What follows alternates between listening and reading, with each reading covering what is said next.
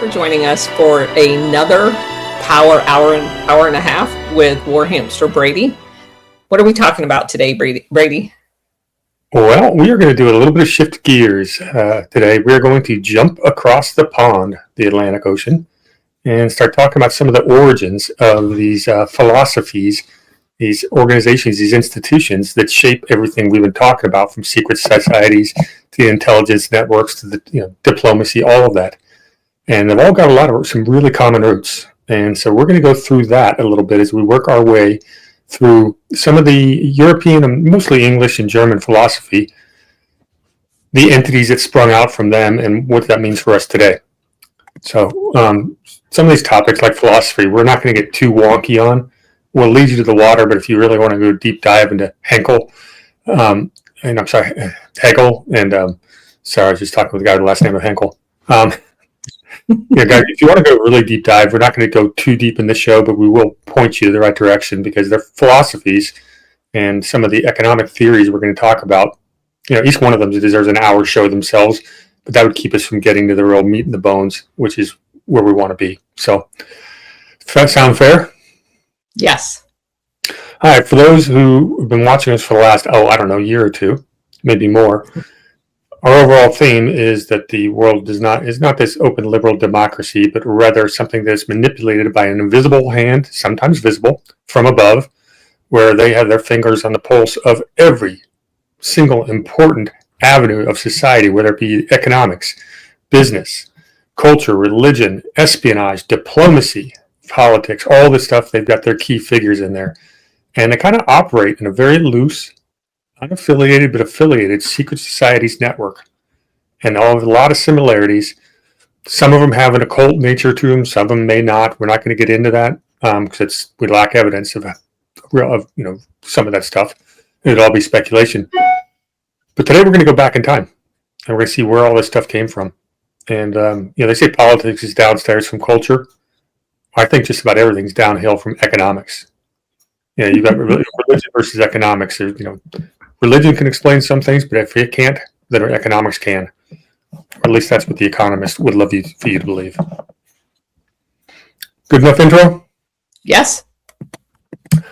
First, I want to start with a fundamental thing. People who've studied these topics and enjoy us probably ought to, at some point in time, read Carroll Quigley and his 1,400-page book, Tragedy and Hope, and a couple others he did called The Evolution of Civilizations. Carroll Quigley is important. It's a really good history of the modern world, and he wrote it.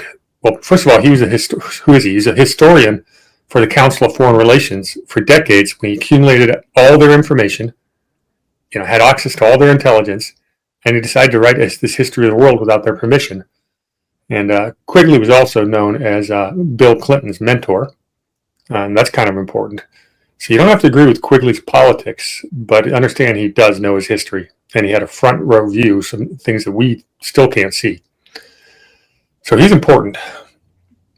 If you don't want to read a 1,400-page book, the audio book is great for long drives. You can find it on YouTube. Quigley was making a comparison between land-based civilizations and maritime-based. And now, this wasn't an original thought, because he got it from a guy by the name of, where is he? Guy by the name of Halford Mackinder. Now, Mackinder's a very important part of the progressive era. He was a very influential thinker. He's not a household name, but he wrote this paper in 1904 called The Geographical Pivot of History, and another work called Democratic Ideas in Reality in 1919. And some of those ideas were shared when they tried to form the League of Nations. So that's what this guy did. He pointed out that land power, he emphasized the superiority of land-based powers of controlling the vast resource-rich interior of Eurasia. He calls it the heartland of the pivot area. He says this region is inaccessible to sea power due to its landlocked nature. Emphasis is on land mobility, like horses. He says whoever controls the heartland controls the world island, which is Eurasia and Africa, and thus the world. This is this guy's theory, Mackinder. He's famous for saying, "He who rules East Europe commands the heartland. Who rules the heartland commands the world island. who rules the world island, commands the world. You'll see these thoughts resurfacing in the 20th century and the early 21st when Brzezinski and Kissinger talked about the whole pivot to Eurasia after the Berlin Wall fell. And why they've had their sights on Russia forever. Mm-hmm. We'll look at some maps that really explain that here as we go along. He describes sea power. Basically, we talked about like Britain, Phoenicia, or Carthage, which we'll look at. They rely on oceanic mobility, trade, colonies, and naval dominance. They excel in global reach, commerce, flanking attacks from the periphery. However, Mackinder argued that sea power was losing ground to land power due to technological changes. So this is pretty much right at the turn of the 20th century, right before a couple world wars. So he's not completely wrong. But as we'll show, sea power still really matters because the maritime empires have some, well, I'll get into it. I'll do a high-level view of this. Maritime empires rely on commerce. They have to have influence in every port they go to. They have to have the intelligence over what other ships have been there, what goods are coming and going, which means they had to have their hooks into the underworld in every port. This is what would lead to commercial intelligence, which of course led to, sovereign intelligence like the MI6, Mossad, and the CIA. This all started, intelligence was important to a land-based empire, but nowhere near as much to a maritime empire. If you knew what day a fleet would set sail, you had such a huge advantage. So maritimes also built up what we call it would lead to mercantilism, the rise of the merchant class.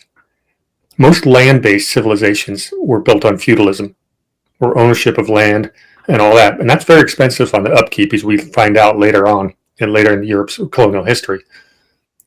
With the rise of global trade and sea-based trade, a lot of fortunes were built, and it wasn't from the nobility, it was from the merchant class. And that's where we're going to see a real big clash of two civilizations. And you also have to understand obviously my education is military focused, and your point about the 20th century expansion of land-based forces, based on this philosophy, you don't have anything at the port to ship anywhere if you don't control the interior, because that's where all the crops are grown. So there's both aspects to that. And what you're describing to me is the recognition, and you're talking about a lot, or we're going to talk about a lot of this was being philosophically developed in the mid 1800s, and the recognition of needing both of that. And to your point, the land-based armies were hit or miss, right? Because you couldn't afford, to your point, they couldn't even afford most of the agricultural upkeep of these interior places. But with the advent of World War I and World War II was the first, what turned into permanent expansion of land warfare capability, and the technology that came along with that in order to allow the rapid monopolizing of these land-based, because prior to that, if you look at the interior of Africa, you did it through violence, right? You basically corralled the people, turned them into slaves in their own country to extort the resources, but you didn't even need the occupying forces once you had the ability militarily to quickly approach interior regions as opposed to just exterior maritime things. So what you just said is critically important. Yeah, and Quigley agrees with everything you said 100%. He summed it up like this. He said land-based empires, they had characteristics of stability but stagnation. He said they're prone to universal empires and decay from within. That's Yes. and when we talk about Rome's a combination of the two. So, and look, corruption and decay can come from a lot of sources, but he says sea-based empires, they're dynamic, innovative, wealth generating, but fragile. They're reliant on control of sea lanes and adaptability. And he says, history shows a recurring shift. Land empires conquer cores, but sea-based systems often emerge from peripheries to drive new stages of expansion. And he says, example, Western maritime dominance overtaking older Eurasian land powers. And he's almost suggesting it's cyclical to some degree. I think that's absolutely true, especially when there are interior regime changes. It's very cyclical. Just wanted to share a couple things about Mackinder before we move on. Halford John Mackinder is a British geographer, academic, etc. And is considered one of the founding figures of modern geopolitics and geostrategy. His background reflects the Victorian Edwardian British establishment, educated in elite institutions, active in academia and public life, and deeply engaged in imperial and global affairs. Sounds about right. Fits the mold. Well, let's see. Where did he grow up? He grew up in England, Lincolnshire, born in 1861. Attended Queen's Elizabeth's Grammar School, then the Epsom College. He entered Christ Church at Oxford in 1880. Studied natural sciences. So this is right after Darwinism is moving into the institutions. And we'll get into Darwinism next week. Where did I have something really interesting with him? Just one of those funny coincidences all through Oxford. Oh, yes. He would, in 1903, become the very first director to something called the London School of Economics, which is one of the... Definitely fits the mold. Yeah, he did a couple other things, led an expedition to East Africa, got into politics, became a British High Commissioner to he was British High Commissioner to South Russia during the time period of 1919 to 1920. Middle of the Bolshevik Revolution. He was dealing with the White Russians and the Bolshevik advances. So he was a very interesting diplomat. He gets knighted, and later he would actually be sated at the privy. He became a privy councillor, which is in a very elite group. Yeah, and this is pretty much Kel Quigley's mentor. He took his ideas and kind of elaborated on them. But that's the history of these maritime empires, and I guess we'll go through that a little bit more because I think it's interesting. I will share my screen, if I may. I'll try not to kick myself out of the studio this week. Okay. Okay, so we talked about historical maritime empires. Again, I'm only doing a 30,000-foot view on these. First one we want to look at is Phoenicia. It's about 800 BC. And Phoenicia is right over here. They were dominant through the Mediterranean because they were masters at seamanship, navigation, etc., but also masters at the maritime trade. They had their sea routes in all these different ports throughout the Mediterranean. And it's mostly the southern Mediterranean at the time. Northern Mediterranean, 800 BC, was still pretty much of a backwater. Rome barely shows up as it wasn't even a republic yet. That was Phoenicia. And they built colonies. A big one here is right next to Carthage is Utica. It'll show up again. And that's just their trade routes. And of course, they went both directions. The Phoenicians were the master mariners of the time and the wealthiest empire. Phoenicians quickly would give way to the Carthaginians. And the Carthaginian Empire pretty much ruled the Mediterranean. There we go, a little bit better. Carthage is over here, right dead center. And they had basically this entire up to the Spanish seaboard. And they had ports all the way up here, leading up around Italy and up into the other gulfs. Carthage famously was pretty much dominant for 500 years, and they had what's called the Punic Wars against a small little nation called Rome. Rome really was a backwater republic before the Punic Wars with Carthage, and Rome would emerge from that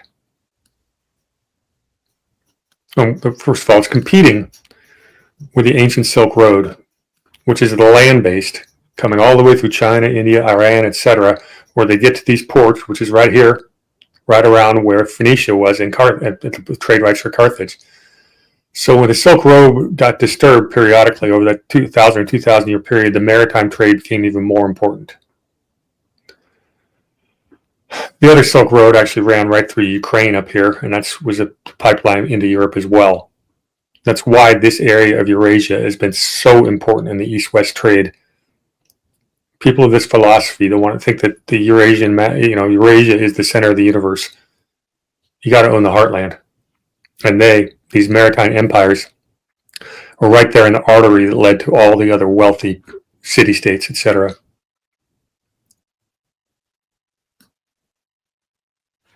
All right, then we get to the Roman Empire of the 2nd century. After the Punic Wars, they dominated the entire territory of the Mediterranean, both north and south. They also had some land-based army as they would, expand into Europe and some other areas in the east as well.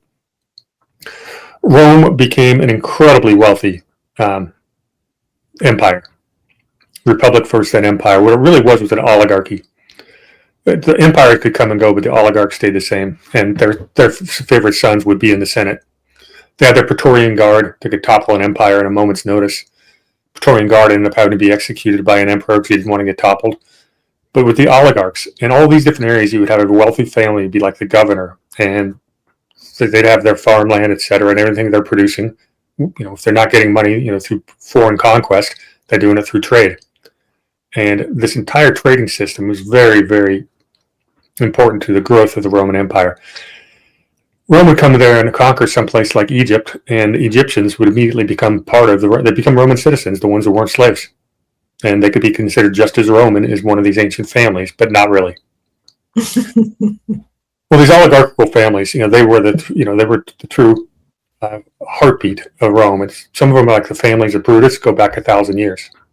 But let me just put an exclamation point on that, because what you're describing is what I found in Operation Gladio. When we went in and overthrew governments, there's this elite that are corrupt that recognize the quote unquote higher power, become complicit in the corruption, and they are propped up with the enslavement they basically sell out their country to a foreign occupier, and they make their living on ensuring that the peasants don't rise up against this foreign power. And without that infrastructure in these places, the foreign power would never be able to control the population. And that's why when there were actual rebellions against those semi-oligarchical families that are in residence. So the Roman Empire oligarchs that you're referring to is kind of like the top table.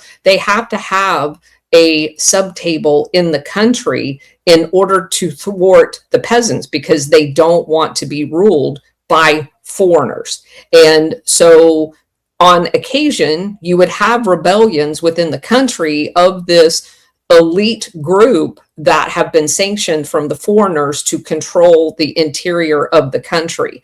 And what you're describing throughout this history is what we see today happening. So I just wanted to draw that corollary. Some things never change. Yeah, the part that goes along with those foreign elites is they build up their administrative state, which always exists. And this is a second class of citizens. They're not the ruling class, but their entire job is to make sure the ruling class is never threatened, because that's how they get their special treatment and benefits. And that's why the CIA went in every time they did an overthrow and created a national police and a national guard. Every one of them was corrupt and became the Praetorian interior guard for those elite families in residence. We call it the administrative state, Praetorian Guard, you name it. It is the deep state. It's basically what we have today is what we call the technocrats. Yeah.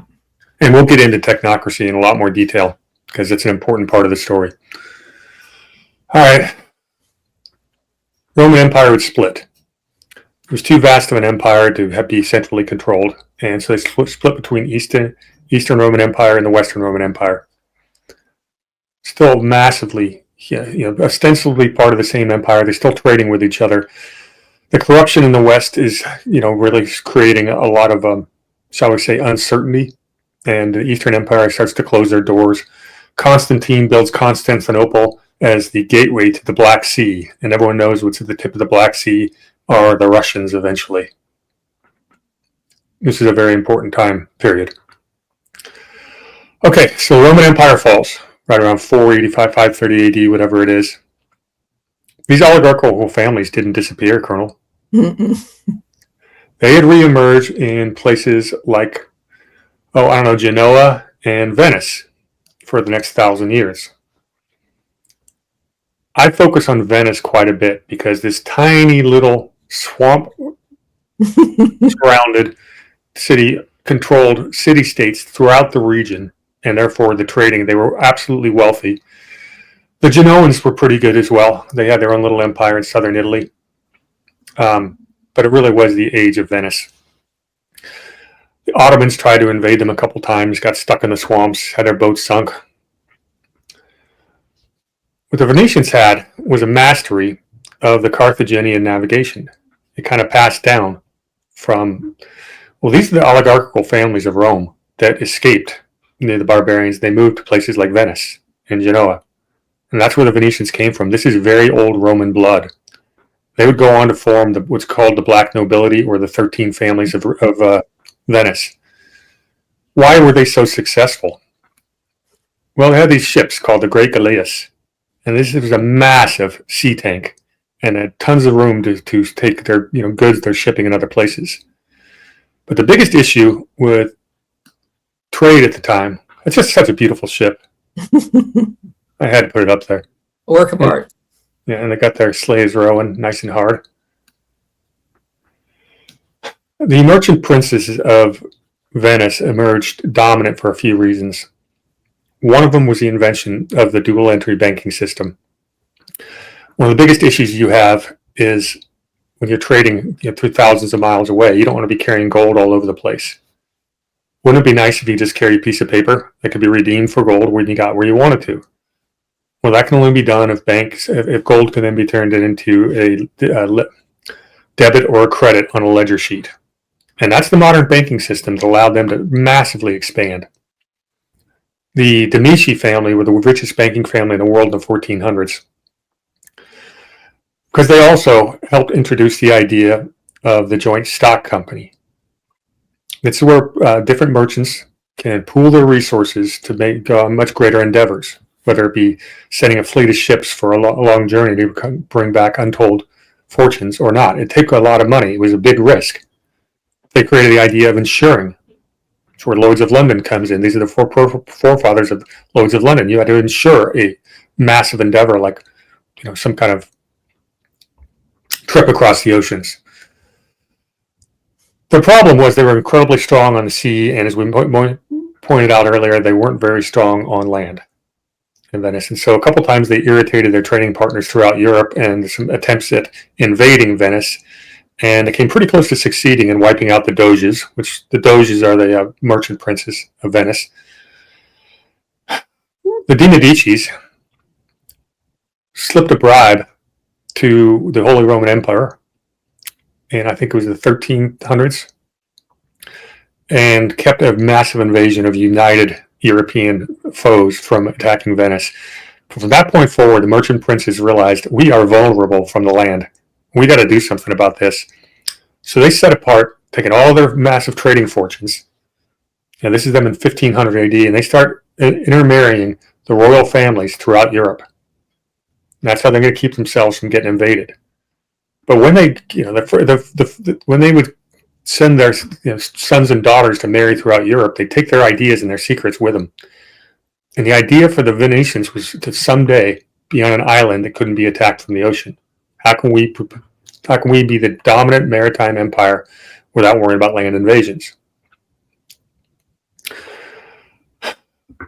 What's also going on right now is a major economic shift. For thousands of years, the core of the economy was agrarian. land-based, etc. What we're seeing now with these expanded trade routes is the rise of a merchant class. It's not just lords and serfs. You now have a middle class that's rising up. These merchants have a lot more money than some European nobles. These European nobles are rich in title and land, but poor in cash. It takes a lot to keep these estates up, especially when you have to have your armed knights and your liege lords and everyone like that. They need to get paid too, and you got to pay it uphill to whoever the sovereign is. That feudalistic business model is being replaced by mercantilism. We'll go deeper into mercantilism next week when we go into different philosophies. But mercantilism basically believes there's a finite amount of resources, and it is your job to put as many of these resources in the hands of your kingdom or land as possible at the expense of others. You're trying to create a trade surplus through any way, shape, or form. This is mercantilism. But you also see these merchant princes, because they have so much money, they still now get the ear of the kings and the people that are creating foreign policy. They were called new money at the time, but they had the money and the nobles didn't. And that's what's going on in Venice. So they start marrying throughout Europe, and you'll see the rise of these European colonization. A couple other things that happened at the time. Obviously, the printing press is invented. Literacy rate goes way up. You've got this rise of this middle class. You have different currencies. We're entering a new currency age where lending money is actually now a thing. Both the Catholic Church and the Islam nation have banned usury or lending of money, even if they bend their own rules. Most of the banking class that emerges from this are Jewish because they are not banned religiously. In fact, the Venetians were famous for hiring Jewish bankers, and then when the bank crashed, for some reason, they would blame it on the bankers.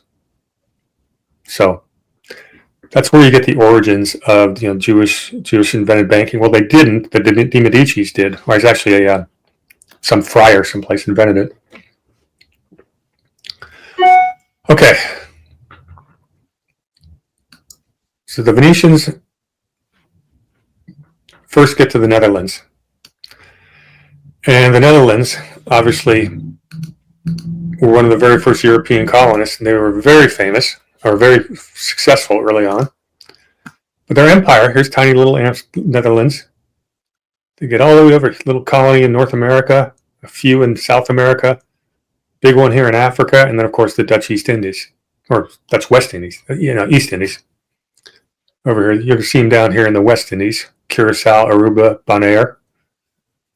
And that's pretty successful for tiny little Netherlands, just using the secrets they've learned from their Venetian forefathers. They didn't last very long, but the Dutch, what they did, made famous, brilliant bankers. And, of course, they had the first stock exchange for the joint stock adventures. And what allowed was the pooling of capital to fund these ventures across the world. And FYI, the Dutch East Indies is modern day Indonesia, just for those watching this. Interesting story about that. See this Dutch colony up here in New York where Hudson Bay is? Mm-hmm.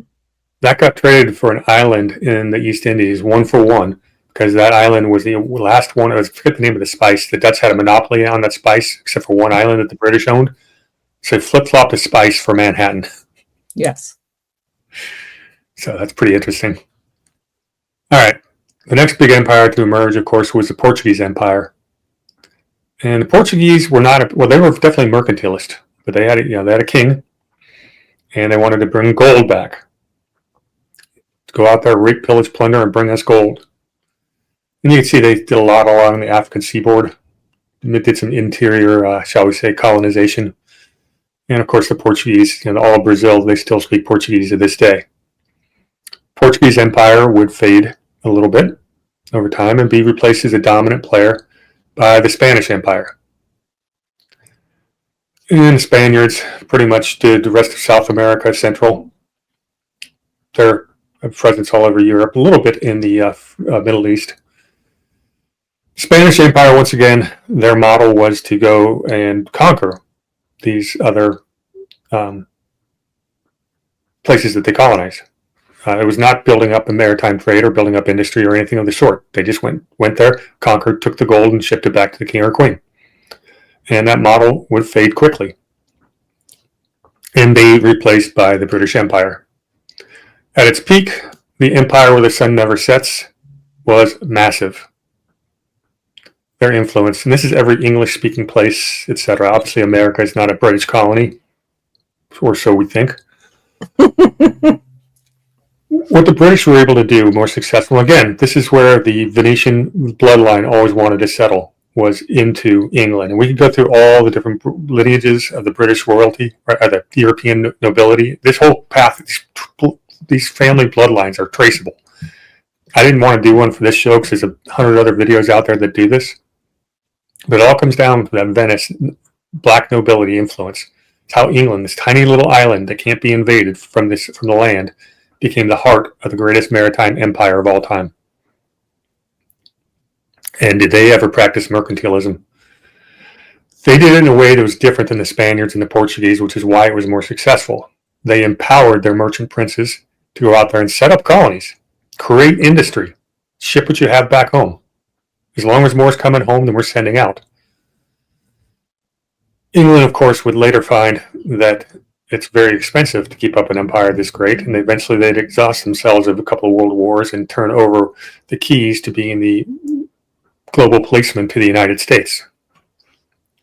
But their philosophy on how to conquer, divide, conquer, and rule all goes back to mercantilism and the maritime industry.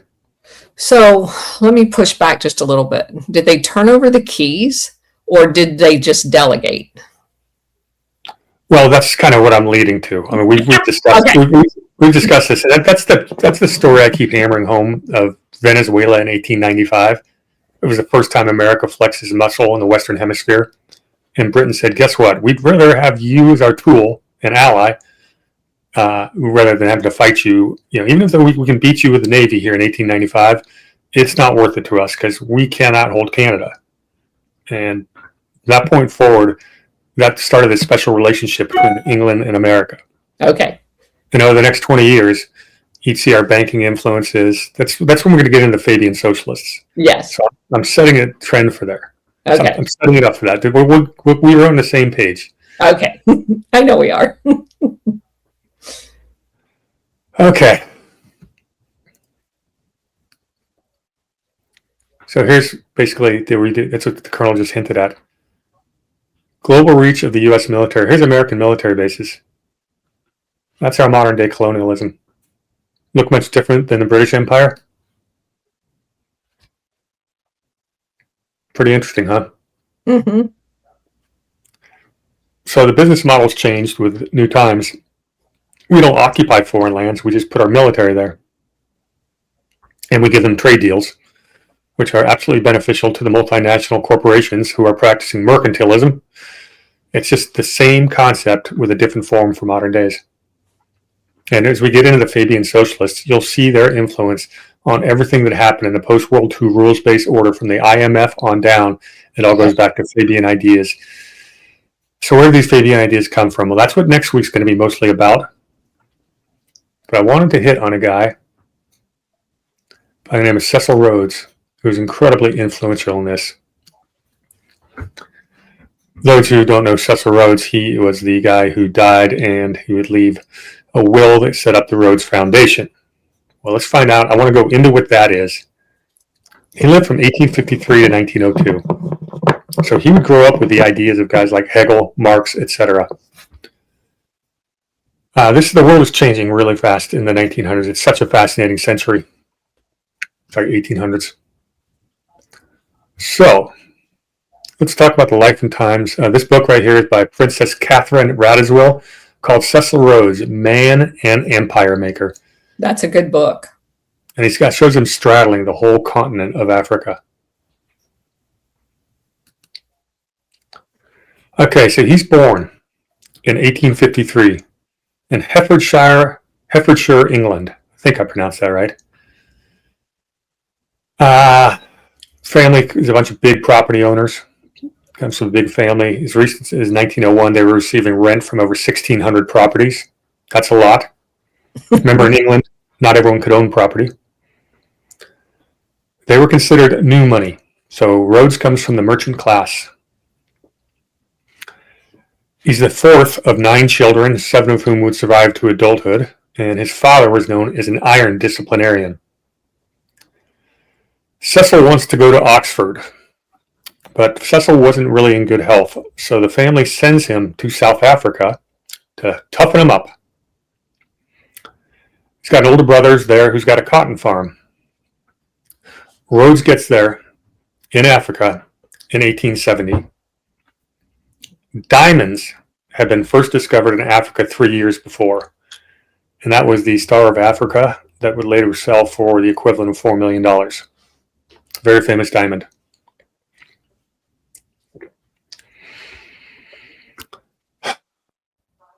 So Africa at the time, before the diamonds, was probably far less racist than it would become, thanks to people like Rhodes. The British had rights of men principles. Blacks in Africa they'd be second-class citizens, but they still had rights. They could vote, they could own property. And Cecil Rhodes at the time was considered one of the better Europeans to work for. Then the money got serious. There's a huge diamond find in 1871 near Kimberley. They found a 78-carat diamond. Now remember, Rhodes at the time is 18 years old. Kimberley was part of a country then that was called Greekaland. Greekaland was a multicultural, middle-of-nowhere, anti-colonial country. So once they found diamonds in Kimberley, the British Crown gave the South African governor permission to annex Greekaland. Yeah, go ahead and take that and their diamonds. Sound familiar? Mm-hmm. So you get thousands of these miners swarm into Greekaland. Greekaland disappears from the history books. They tried to rebel in 1879. There's an armed rebellion, which led to a complete massacre. And that's Greekaland. But Cecil Rhodes gets involved. He goes to Kimberley and starts buying up some claims.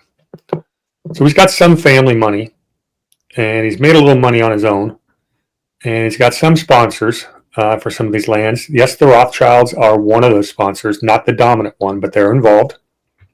I bring that up because I don't want to underplay the Rothschilds' role in this history because they're very important, but they get overstated quite often. Yes. And people get to the Rothschilds and stop looking. Yes. And even at their peak, the Rothschilds were one of only 5 major influential banks in England. They may have been the most powerful, but there's still 4 other competitors to keep them honest.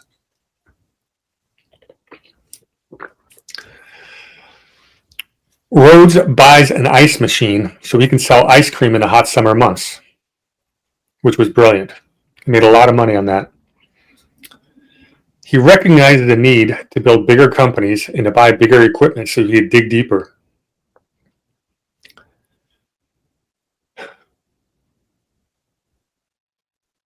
All he cared about was making money. But he kept wanting to go back home. So he's like early 20s, but he still wants to get his Oxford degree. So as he's running these mines, and he's really good at getting other people's money to invest with him, and he's building up his empire super fast, and diamonds are just getting ready to explode on the world market. But he's going back and forth to Oxford from Africa. He's not a good student. He's going to parties, and he'd show up at these parties with a box full of diamonds to impress people, which kind of worked. Back in Africa, him and his brother Herbert would buy up the De Beers mine, what became the De Beers fortune. That was Cecil B. Rhodes. That was the money behind it. He would convince other people to pay him to buy these things and just let me, Cecil Rhodes, run it. This guy's in his early 20s, and he's moving vast fortunes. He gathers around him all these acolytes of these people that are going to work under him and listen to his ideas. And over a few years, his philosophy starts to be made clear. He reveals his real goal. Tell me if this sounds familiar. The creation of secret society aimed at furthering the spread of British Empire over the whole world. Just vaguely familiar. Yeah, he's one of the forefathers of this. And his apostles became really loyal to him. His apostles will show up throughout history when we get to the Fabian socialists. Yes. So by 1877, he's 24 years old, and he's wealthy enough that he feels, I better write my first will. And what he says is that all his possessions are going to go to the establishment, promotion, and development of a secret society. Wonder where he got that idea. The true object and aim would be for the extension of British rule throughout the world. This is a straight quote from a book.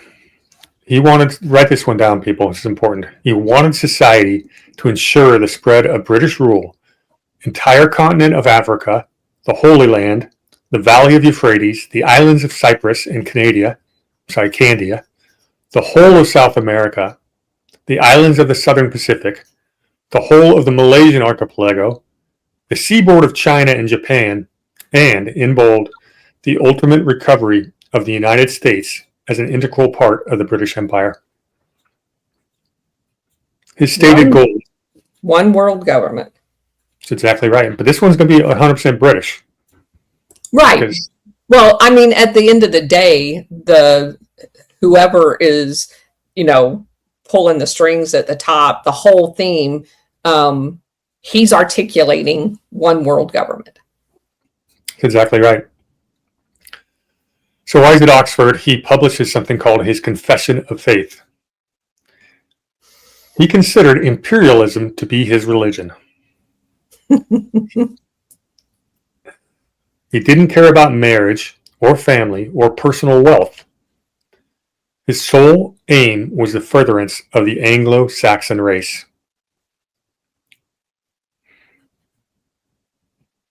He says, I contend, this is a direct quote from his book, I contend that we are the finest race in the world, and that the more of the world we inhabit, the better it is for the human race.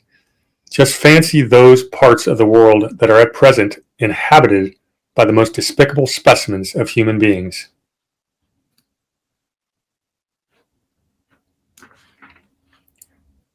Little white supremacist, little Anglo-Supremacist. He says, what an alteration there would be if they were brought under the Anglo-Saxon influence. Look again at the extra employment of a new country added to our dominion. I contend that every acre added to our territory means that in a future birth of more of the English race who otherwise would not be brought into existence. Yes, he is a white supremacist. So what does that remind you of? Oh, I don't know. Maybe some of the Hitler terminology, and what's amazing to me is that basically everything that you articulated is well documented in so many books and never taught anywhere. Why is that? Well, because they have to hide behind it. They had to change the language for it to become less offensive. The Technocratic Party of America absolutely disappeared from public after all the atrocities that the Nazis were doing, because they were technocrats as well. Public opinion turns against you. And they don't do away with that philosophy. They just begin hiding it. And it percolates up in a multitude of different venues under some cloak by the secret societies he was obsessed with. Yeah, and he got some of his ideas from a guy by the name of John Ruskin. And see if I have anything on him real quick. I think I do. 1 second, I'll give you a picture of John. John's an important thinker.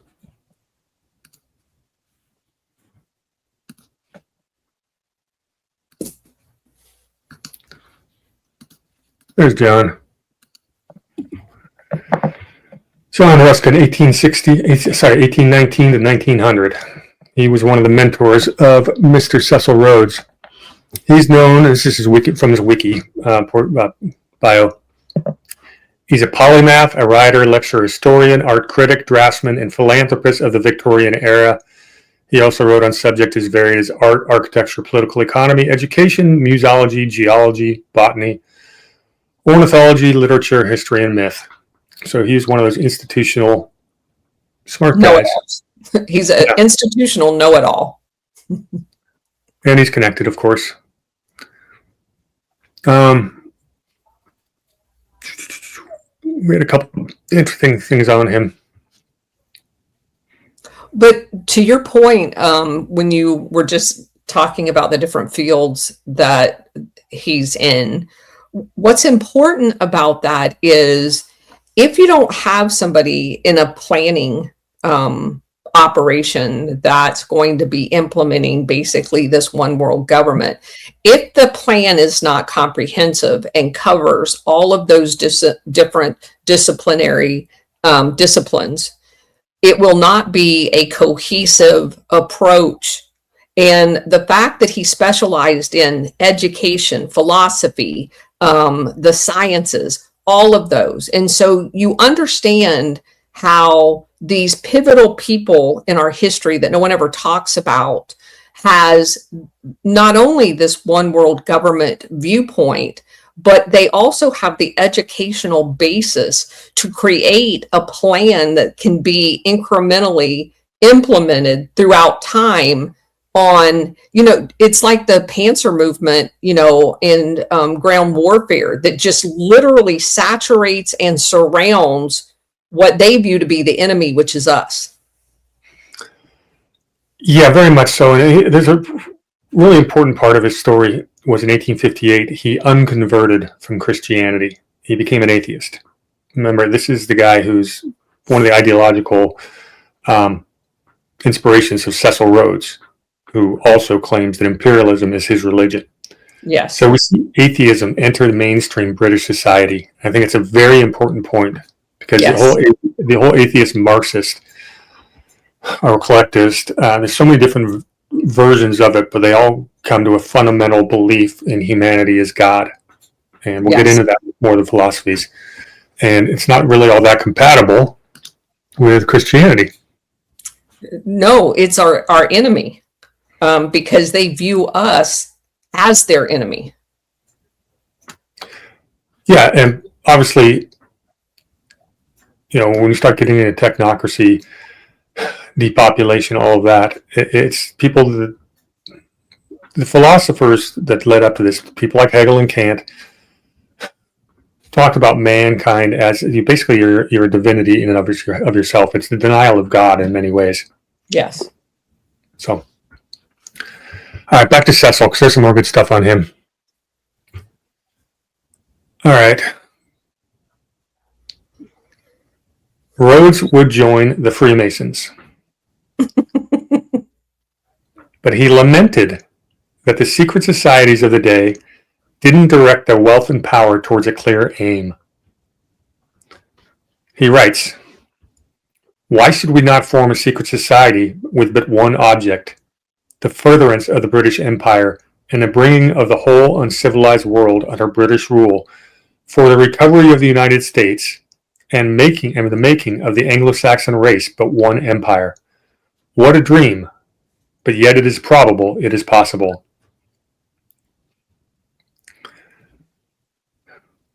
Kind of important, because what did he end up doing? Set up the Rhodes Foundation. And his goal was always to bring America back into the British fold.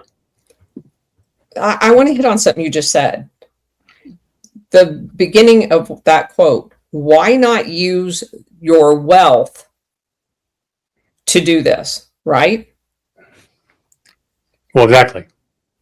So the creation, think about, because you're round robin, we're going to eventually get to foundations. The foundations for the wealthy are a derivative of Cecil Rhodes. 100%. And that's why we're talking about Rhodes today. It's exactly right. Right. And why you have all of the secret societies that we've been through for the past year, and every one of them, whether it's Rockefeller, Ford, Carnegie, whatever, they all set up these foundations.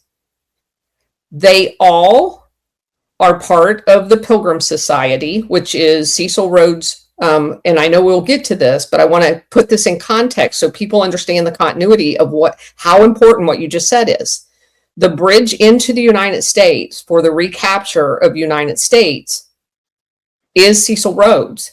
He's giving you a roadmap of what it is that we're going to be exploring over the next year on a weekly basis, from the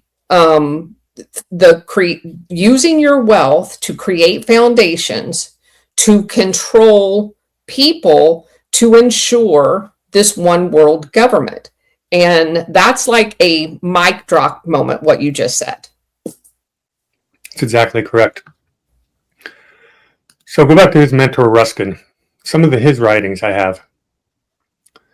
He says, the art of any country is the exponent of its social and political virtues.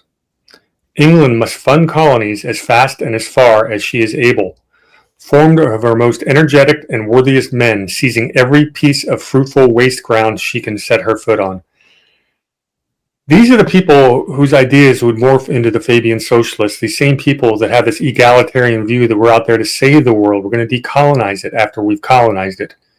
These are absolutely white supremacists. They completely look down their noses at any minority or someone of brown skin in any way, shape, or form. They are not out there to create this great society of equals. They're there to create a great society under them, and it's clear in their writings. Using their wealth and their foundations to do that. He says the art of becoming rich in a common sense is not absolutely nor finally the art of accumulating much money for ourselves, but also of contriving that our neighbors shall have less.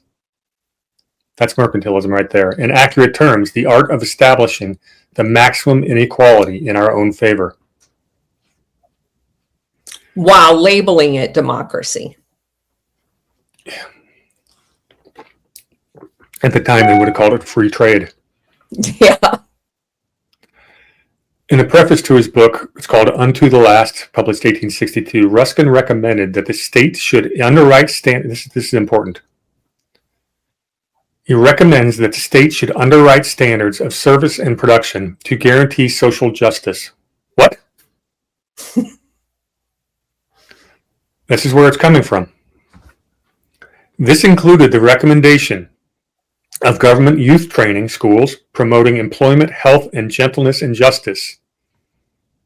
Basically, right as the Prussian education system and Horace Mann are making their reach across the world. Youth training schools. I love that, youth training schools. Which is what our education system is. It's youth indoctrination schools. So can you, on a scale, put social justice on one side and the pure despicable hate of everyone that isn't white and the conquering of the entire world on the other side of that and make that equal? They found a way to twist their brains into a pretzel to do that. But I would argue social justice is the cloak that they're going to use to do it. Sure. Just like democracy, you name it. Yeah. So there's nothing about social justice as it's being defined for the masses that equals the Anglo-Supremacist doctrine that they are spewing, which leaves one to conclude that they are going to pursue this agenda using their secret societies, their wealth, where everyone else will have nothing, under the guise of social justice, not realizing that the entire agenda is the social justice basically means equal treatment in a penal colony, because that's where we're all going to be. That's exactly right. And you see some fundamental, I guess, incongruities here. They justify a lot of this modern religion of wokeism, we'll call it, because they feel that they apply to people's general goodness. And they say, isn't the good of the whole more important than the good of the individual? There's a whole 50% plus one. Oh, it's democracy. We the people have decided. Well, that's the exact opposite of what America is. In America, the rights of every single individual are more important than the rights of the whole. We were founded on that principle. There can be no exceptions, because once you start making exceptions, the slippery slope takes you all the way into tyranny. It's the same idea. Individual liberty versus tyranny is the only scale. And any bit of liberty you give up, you get tyranny. You get degrees more of tyranny, and it's a slippery slope. It keeps climbing. So I just find it interesting that people think these terminologies that they're using today are new. None of them are new. And obviously the people using them, as you just articulated, don't give a crap about society, i.e. social, and they don't give a crap about justice. They use these tools.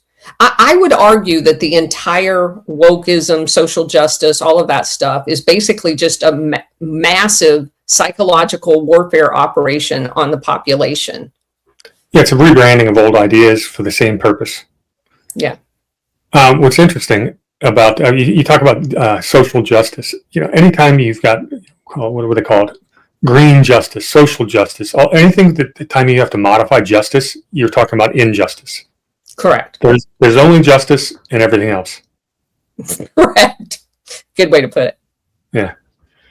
All right. So Ruskin goes on. This is an important paragraph. He says, governments build manufactories, workshops, government schools for the employment at fixed wages of the unemployed, with idlers compelled to toil, forced labor, and pensions provided for the elderly and the destitute, as a matter of right, received honorably and not in shame, even though we've treated you as slaves. Author says many of these ideas were later incorporated into the concept of the welfare state. Which every one of those we've embraced. So how many times have we heard that these evil capitalists are what ruin the world? And yet they're going with full-on socialist Marxist ideas are what they're promoting. Correct. This was not capitalism, people. This was mercantilism. This is why I rip on Alexander Hamilton and Abraham Lincoln so much, because they introduced the same public corruption where the nearby vipers get the nearby pigs get to feed at the trough of the government, and the rest of us get to finance them. That's the problem. You get these wealthy people, they start twisting government policy for their own financial and now egalitarian and I guess quasi-religious aims. And that's how they get to the point of, we want to create our one world government because we're superior, and the rest of you are either going to be serfs or dead. Take your pick. Give me liberty or give me death. I've already chosen. All right, so we get to Mr. Rhodes, his last will and testament. He dies in 1902 at the age of 49. Very wealthy man. Rhodesia is named after him. We can get into all that history of South Africa, but it's not that paramount, besides the fact that it's colonialism. His last will and testament, Cecil Rhodes, reveals him to the world as the first distinguished British statesman whose imperialism was that of race and not that of empire. That's an interesting commentary. I don't know which historian that was.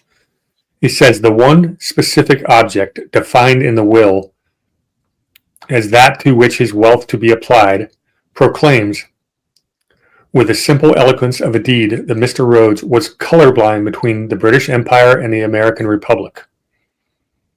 His fatherland, like that of our poor poet Arndt, is coterminous with the use of the tongue of his native land. In his will, he aimed at making Oxford University the educational center of the English-speaking race. He did this of a set purpose, and in providing the funds necessary for the achievement of this great idea, he specifically prescribed that every American state and territory shall share with the British colonies in its patriotic benefaction. He's saying Rhodes Scholarships open to America because we want to educate the best and the brightest of America into our imperial mindset. I would use the word indoctrinate as opposed to educate, but I accept your correction. And what's interesting is that exact same model would be put to use just about, not even a whole decade later, by the American aristocrats like the Rockefellers and the Carnegies. And they would influence all of our major educational institutions as well. That's where they started. Rhodes got there first. He is making the blueprint.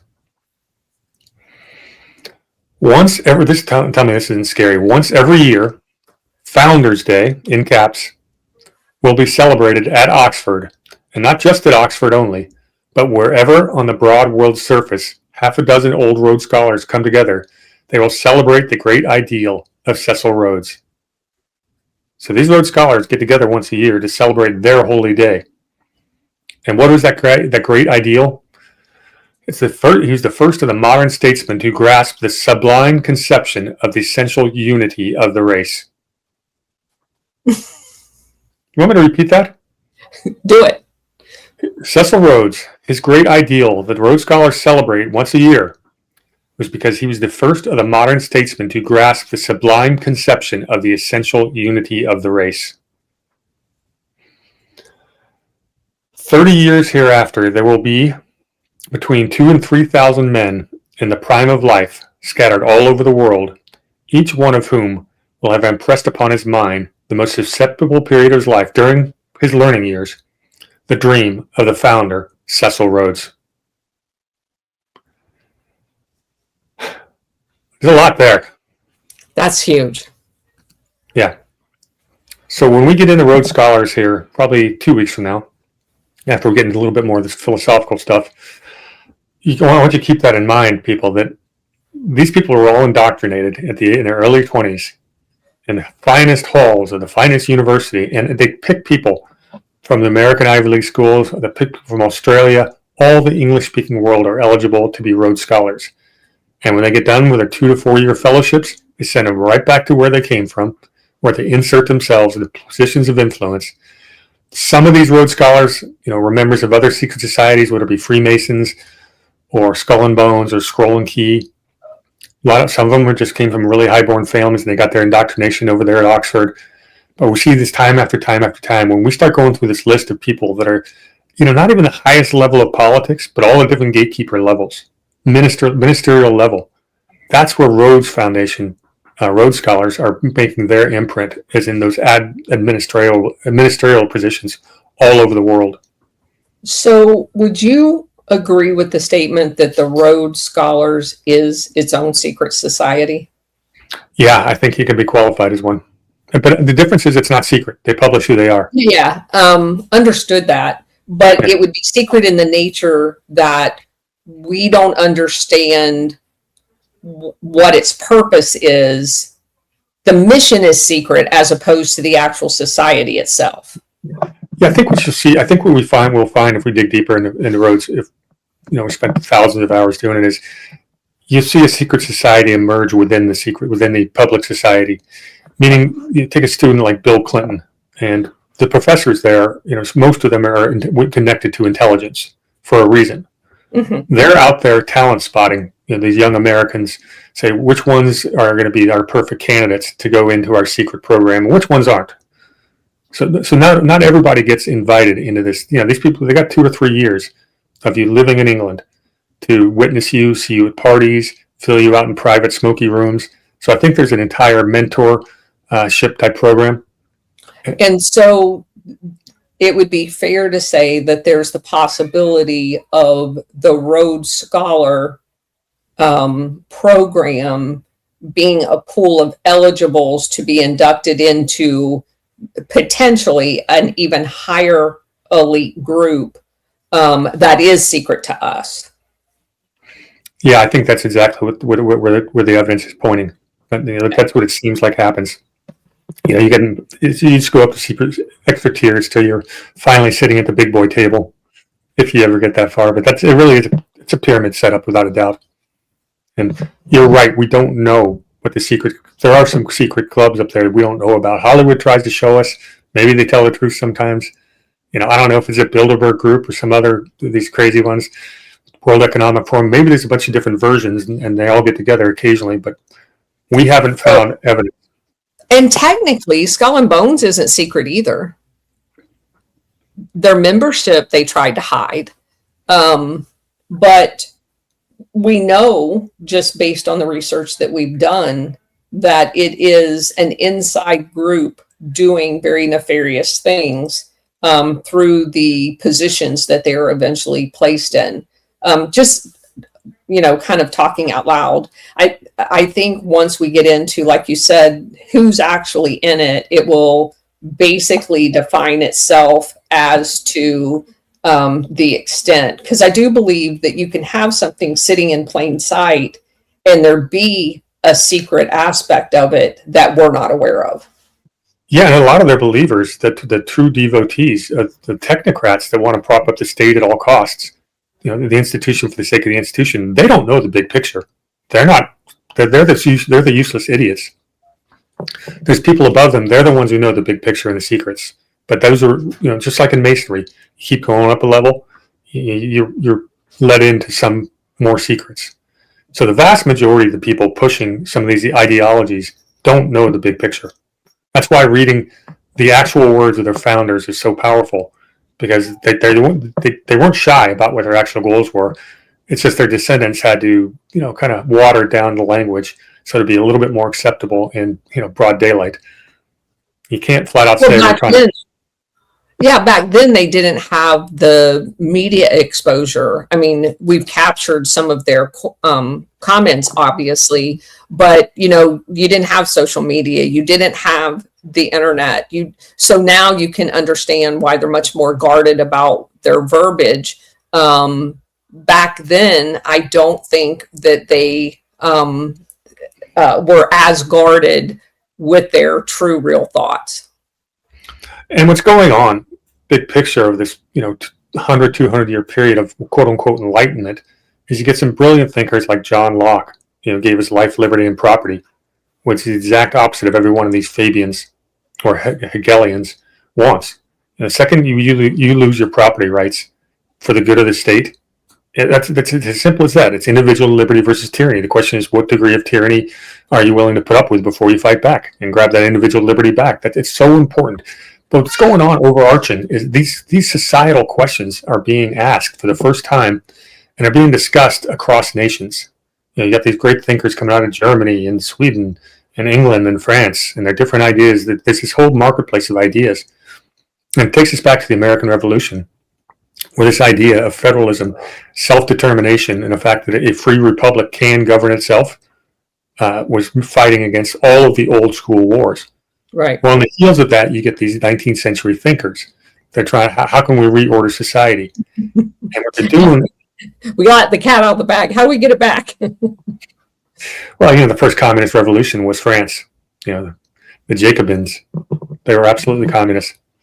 So, and it's also interesting to note that obviously one of the things that I've noticed in researching all of these countries is the reading ability. So maybe they were free to write because there was only their class that knew how to read, because most, education systems at that time were almost non-existent, right? Peasants were not educated. So they maybe felt more freer to be able to put down on paper, because only the elite, to some extent, were the ones that were exchanging ideas. Fun trivia question. In the 1850s, what country do you think had the highest literacy rate in the world? No idea. Fact check me on this one, but I saw the statistic recently, and it's the United States of America. And it's because during their expansion west, all these little towns would go together and create their little homeschools. And everyone had to learn to read the Bible, because it was a Christian-founded nation. But the literacy rate in America far surpassed that of young industrialized Europe, because those children had to go be sent to the factories. We didn't have that yet. And again, this is why England was 50 years ahead of the rest of Europe in terms of industrialization, as they had the better banking system. Well, better, more effective, shall we say, in creating credit. Obviously, it had its downfall, so we're still paying for it today. So they industrialized faster because of the banking system. The banks wanted to maintain order. they would fund these philosophers to go into their education and come up with these theories they could then use to impose societal control to justify their expansion, which was always a return to feudalism, but on a global scale. Yeah. Well said. Well, that's about what I had prepared for today. I think it's a really good predecessor to the philosophical conversations we're going to be having, and we'll get back into some of the fun historical characters. But Rhodes needs to be on our Mount Rushmore of bad guys.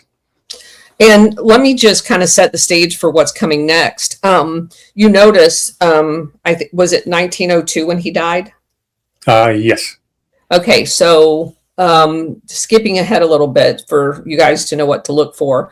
1902 is approximately the same time as a result of Cecil Rhodes' death that the Pilgrim Society, maybe that's his secret society, the Pilgrim Society was created. The following year, the Pilgrim Society in the United States. So you just heard Warhamster talk to you about his reacquisition of the United States. So with his vast wealth, they set up the Pilgrim Society in the UK and the counterpart the following year in the United States. And when you go fast forward approximately 10 years from that, he is responsible for the School of Economics in England. In addition, the Royal International Institute of Affairs, RIIA, and the following year after it was set up, we set up the CFR here. So you can see the bridges in the aftermath of Cecil Rhodes' life. All of these institutions are basically based on his premise. And they're critical to understanding what is currently being disassembled of these ties that all go back to a large extent to the philosophies that Cecil Rhodes embodied. Agreed. There's some few fun comments we can address. Let me read them. W. Ripley writes, Rockefeller totally effed up the medical schools too. Yeah, we're going to get into that big time when we get to the foundations, because I got dozens of pages of notes on that one.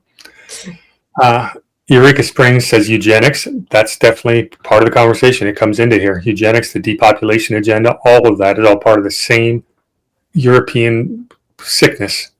We can call it European brain disease is where it comes from. And it is an absolutely anti-American philosophy. At our fundamental roots, we are diametrically opposed to what they're suggesting here. And we're going to walk through how that disgusting ideology crept across the Atlantic and worked its way into our institutions, and why we do not live in the Federal Republic we were promised. And also maybe gives a couple of directions of what we can do to get back, although it takes an awful lot to unwind hundreds of years of institutional, basically, power. Stav Connects, hey Stav, says Association of Commonwealth Universities was in 1913. Yeah, that's part of the story. And Ripley points out 1913 is a very interesting year. Eureka says the coup of the United States was completed in 1913. I'll say it was completed in 1865, but we can argue that later. We ceased to be a republic and became a national government. Yeah, there's some really good comments in here today. Very smart people. I do appreciate our audience. I can't read them all, but those are some good ones that I caught. Yeah. Okay, so we're going to call it a day today. You guys, we will be back at 4:00 on our normal Safe for Democracy, which seems ironically important to what we're talking about right now. It's funny how that works. It is amazing how all of this stuff kind of dovetails into each other. So thank you, Brady, for doing all of that research and bringing us that information. I'm really, really excited about this next section of this work. I just think it's critically important for people to understand. And I'm going to try not to get too wonky. I minored in philosophy in college, so I read all this stuff ad nauseum, but it's been more than been 30 years. Geez, I'm getting old. It's been more than 2 decades since I studied that stuff really hard. So we won't get too wonky in some of these philosophers, but I was forced to spend months reading about some of them. So you're going to get to hear part of that. We're looking forward to it because I agree.